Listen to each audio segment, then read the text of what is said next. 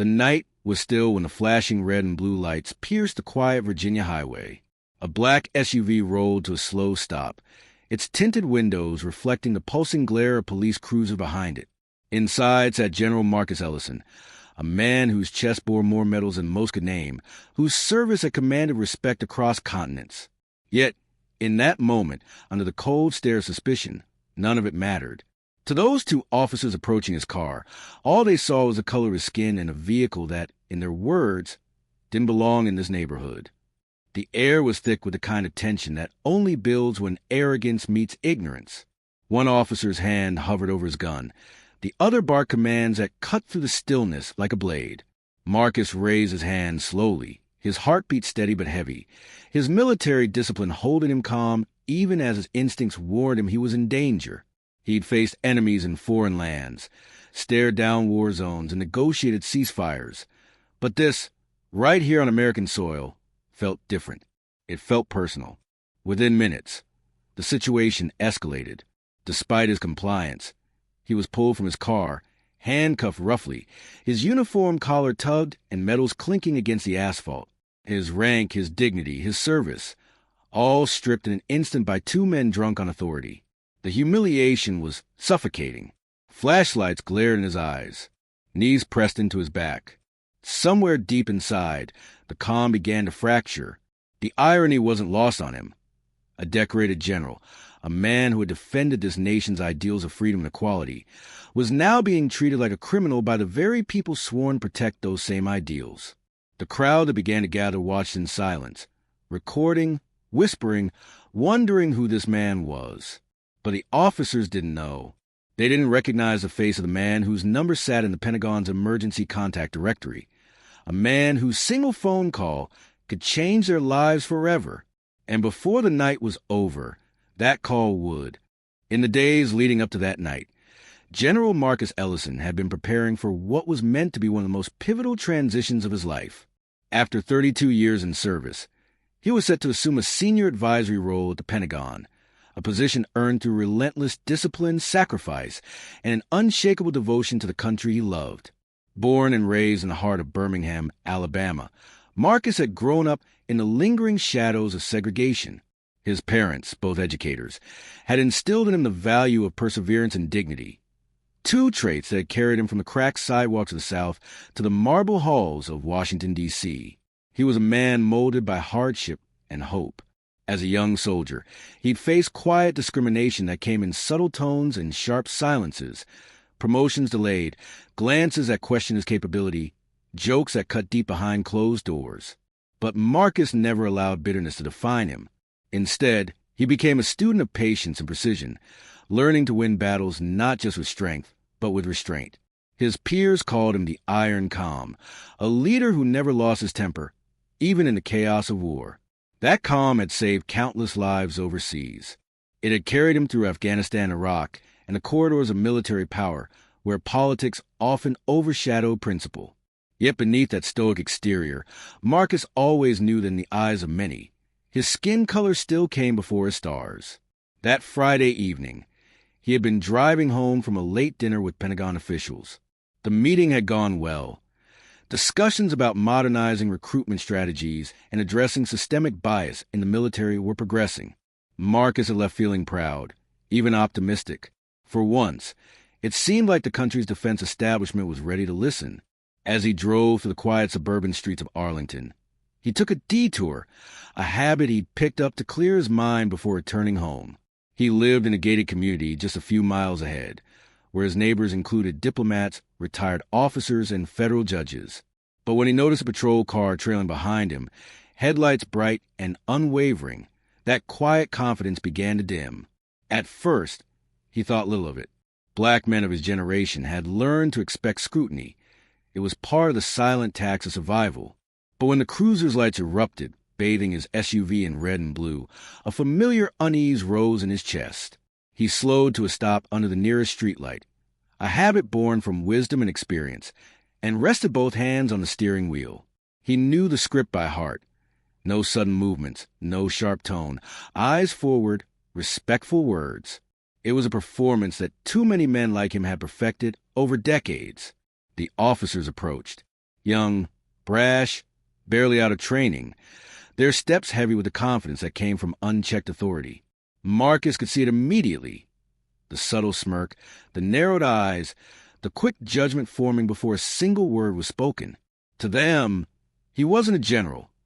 He was just another black man in a luxury vehicle, an anomaly in their mental map of who belonged where. The younger the two began questioning him aggressively, ignoring the calm tone in which Marcus identified himself.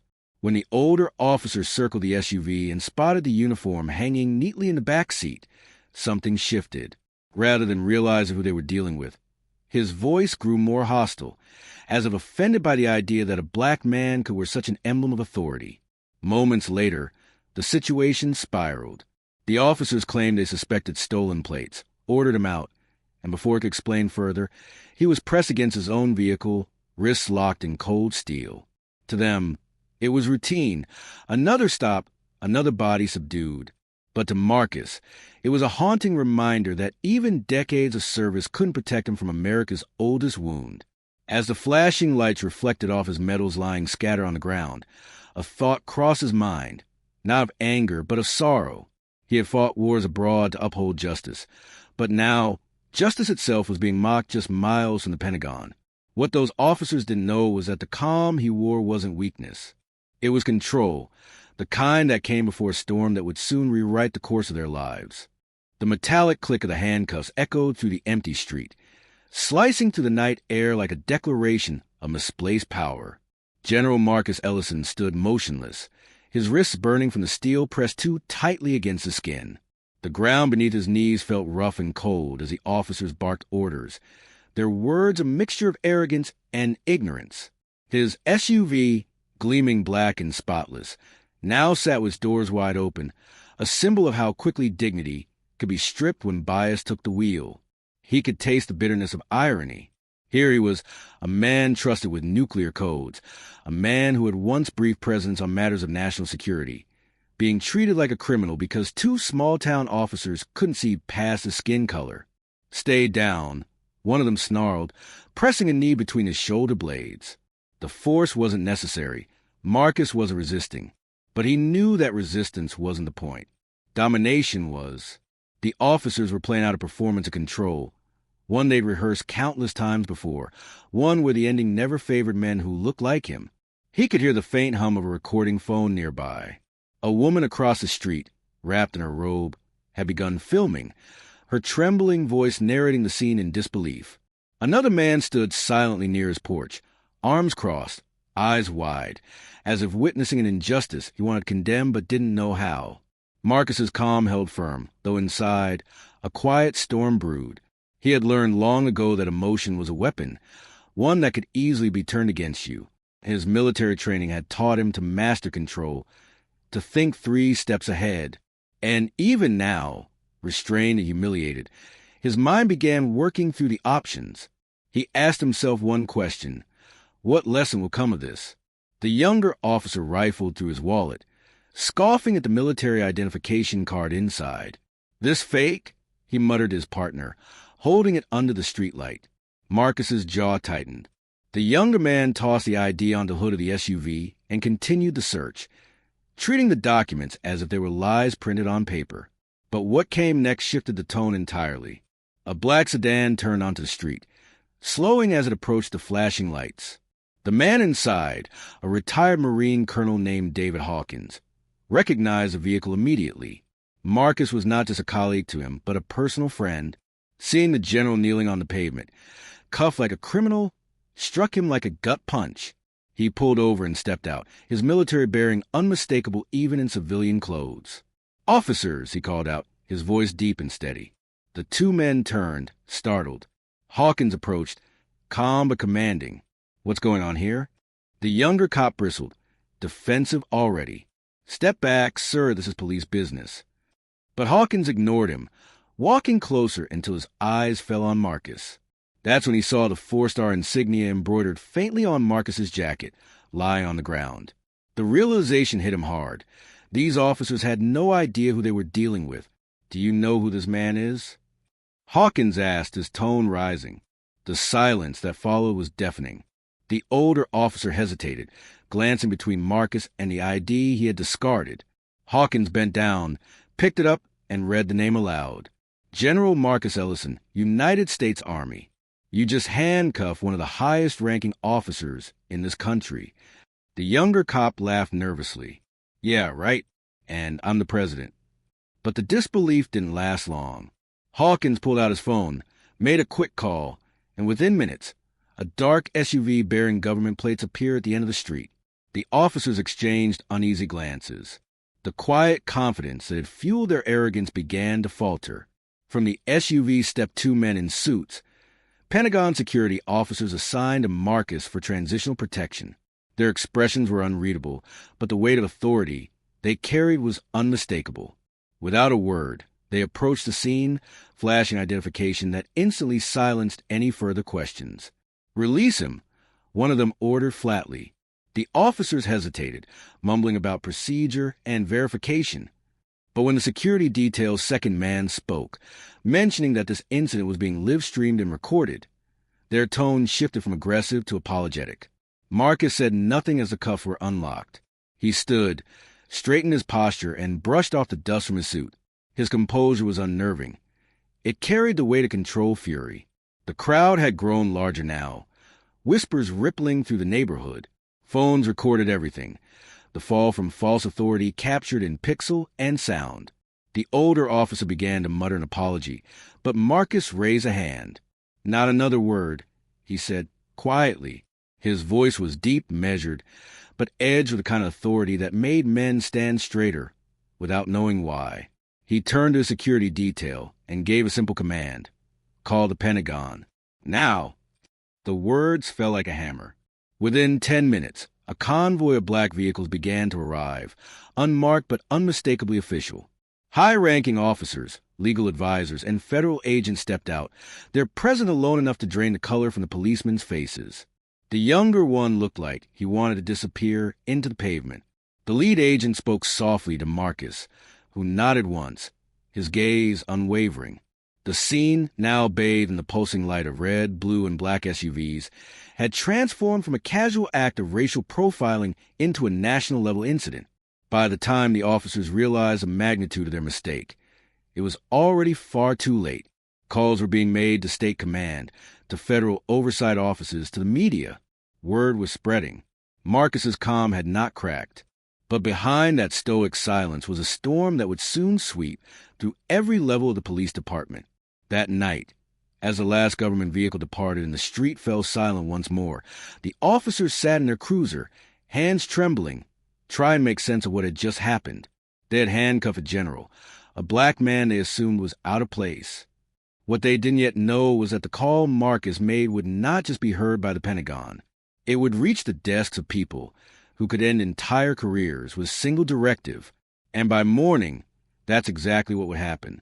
The morning after the incident began like any other for most of Virginia, but for the two officers of the Arlington County Police Department, it began with a call that sent shivers down their spines. Both were summoned to headquarters before sunrise. The message was brief, but the tone was unmistakable, urgent, final, and cold. By the time they arrived, the parking lot was already lined with unmarked black vehicles.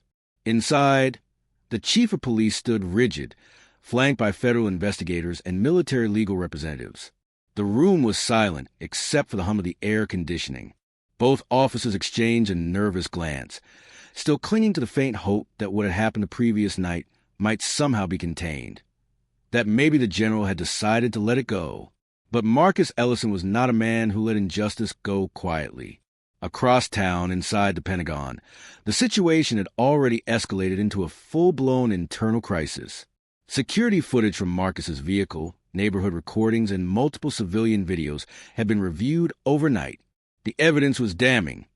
2 officers abusing authority, ignoring protocol, and racially profiling a decorated general who had given his life to defending the very freedoms they had violated. Marcus had reported the incident through official channels, not out of vengeance, but out of principle. He believed that silence enabled corruption, and corruption unchecked grew like a disease. His report had reached the Secretary of Defense by dawn. A personal call was made to the state governor before breakfast. The Pentagon's message was simple. This will be handled immediately and publicly. Meanwhile, in his home, Marcus sat alone in his study. Sunlight streamed through the tall windows, illuminating the rows of framed photographs that told the story of a lifetime of service, deployments, medals, soldiers smiling under harsh foreign skies. He stared at them quietly, not in pride, but in reflection. The night before had stirred something deep within him, a fatigue that ran beyond his years. He had faced enemies abroad who had treated him with more respect than he'd received from those sworn to protect his own people at home. The weight of that truth pressed heavily on his shoulders. Yet, there was a calm certainty in his decision. This incident would not disappear into the shadows like so many before it. Not this time. At the police department, the interrogation began. The two officers sat stiffly at the long table, eyes darting from one federal agent to another. The questions came fast. Why did you pull him over? What probable cause did you have? Did he resist? Did you verify his identity before escalating? Their responses were weak, filled with contradictions and excuses that crumbled under scrutiny. One of the investigators played a clip from a bystander's video. The moment the officers forced Marcus to ground, the disrespect in her tone, the dismissive laughter when they found his military uniform. The footage ended, leaving the room steeped in shameful silence. The chief leaned forward, his voice low but sharp. You didn't just handcuff a man last night. You handcuffed the United States Army. That line hung in the air like a verdict. Outside, the media had already caught wind of the story. News vans crowded the police department entrance, cameras rolling as reporters delivered live coverage of what they called the most shocking case of racial profiling in recent years. Photos of General Ellison in uniform were plastered across television screens nationwide. Public outrage ignited like wildfire. Social media erupted with the hashtag Justice for General Ellison, drawing millions of posts within hours. Veterans organizations, civil rights groups, and even active duty soldiers voiced their fury. Many spoke not just for Marcus, but for every person who had endured the sting of being judged by skin before character. By noon, the Arlington police chief faced the press. His statement was careful but loaded with regret. He confirmed that both officers had been suspended pending investigation, and that the department was cooperating fully with federal authorities. But the damage was already irreversible. The Pentagon had issued its own statement, describing the event as a grave insult to the service and dignity of a decorated American hero. That afternoon, Marcus received a personal call from the Secretary of Defense. The conversation was brief, marked by gratitude and sorrow. Marcus was told that the Pentagon was implementing new mandatory racial bias and accountability training across all state and local departments partnering with federal military programs, a direct result of his case. But even with this victory, Marcus felt no satisfaction. What he wanted wasn't revenge. It was understanding. He knew the two officers would face severe consequences, but he also knew that their downfall was only a symptom of something much deeper, a system built on centuries of fear and prejudice. Later that evening, Marcus returned to the base to meet with a group of young soldiers. When he entered the room, they stood at attention, the respect palpable. One soldier, a young black private, locked eyes with him, tears glistening as he whispered, "Sir, thank you for standing up." Marcus simply nodded. In that moment, he understood that what had happened wasn't just about him. It was about every person who had ever been told they didn't belong, even when they'd given everything for the right to belong. That night, as the sun dipped below the horizon, the officers who had once strutted with arrogance sat alone in their homes, suspended, their badges confiscated.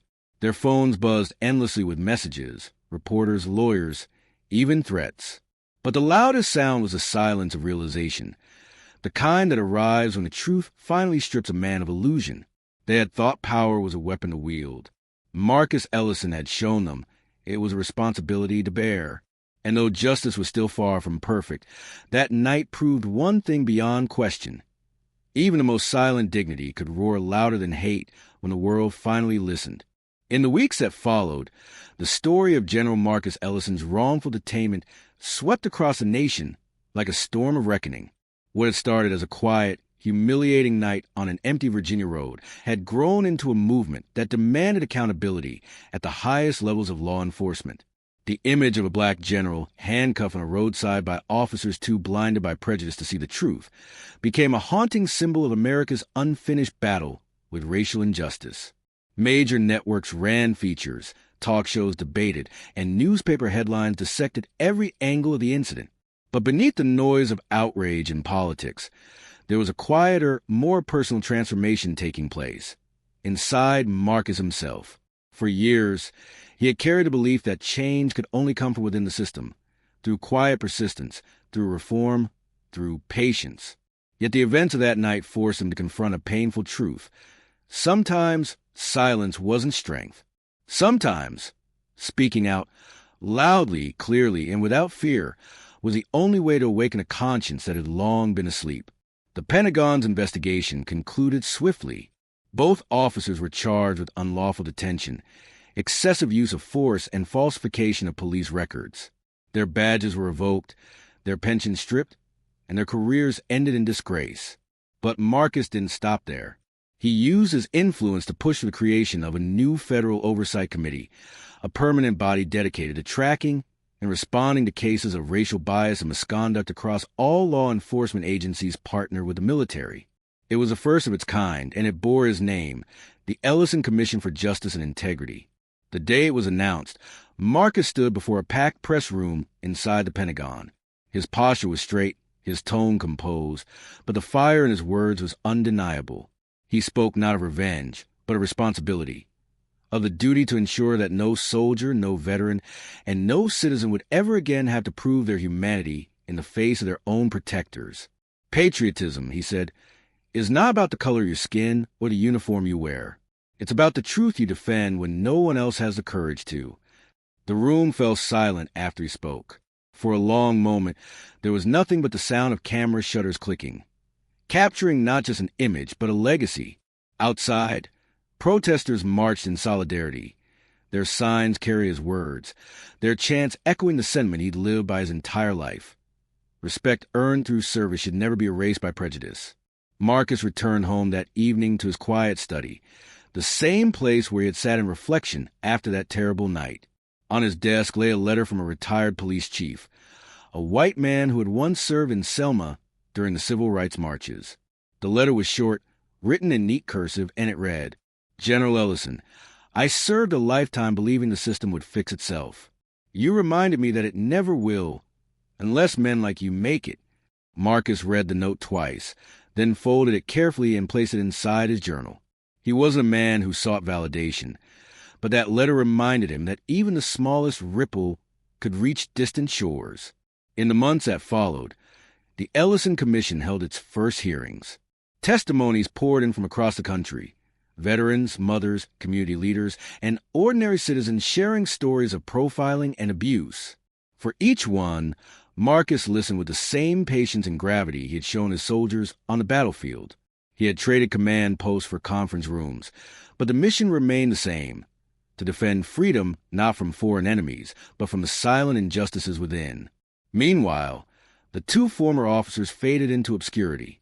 Their names were buried in reports, their reputations ruined. One reportedly left the state, unable to find work in law enforcement again. The other attempted to justify his actions in a local interview, claiming it had been a misunderstanding.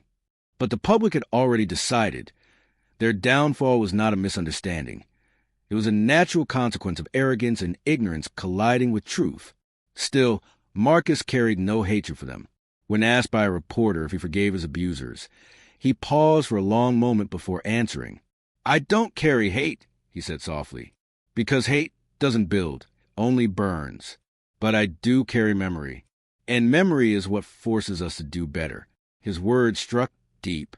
They were replayed across television screens, quoted in newspapers, and echoed in classrooms. It wasn't anger that moved people, it was grace. The kind of grace born only from strength, from discipline, from the quiet dignity of a man who had walked through fire and refused to come out bitter. Years later, when Marcus retired from public life, his legacy lived on. The Ellison Commission continued its work, shaping new federal laws on police reform and accountability. His name became a symbol of resilience, his story a lesson in both courage and restraint. But for Marcus, the truest victory wasn't written in headlines or legislation. It was in the simple moments. The salute of a young black cadet who looked at him with pride instead of fear, the letters from families who thanked him for speaking up, the slow, steady shift in conversations about what justice really meant in America. He often said that night had been both his lowest point and his turning point. The night he was handcuffed was also the night he reclaimed something far greater, his voice. And though the scars of racism ran deep, his story reminded the nation that even in the darkest chapters, dignity could become defiance, and defiance could become change. Because true power, as Marcus proved, was never about control. It was about conscience. And his conscience had shaken an entire system awake.